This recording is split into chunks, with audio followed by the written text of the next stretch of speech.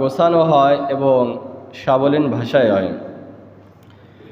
তো এ পর্যায়ে আপনাদের সম্মুখে মহামূল্যবান সংক্ষিপ্ত আকারে বক্তৃতা নিয়ে আসতেছেন ভাই মোহাম্মদ তাওহীদ ইসলাম।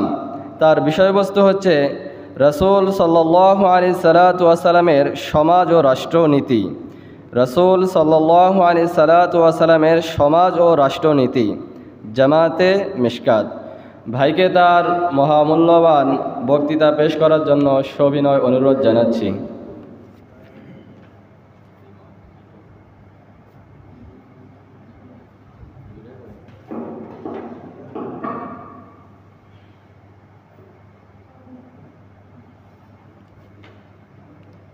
আসসালামু আলাইকুম ওয়া রাহমাতুল্লাহি ওয়া বারাকাতুহু। আলহামদুলিল্লাহিল্লাযী কাফা ওয়া সালামুন আলা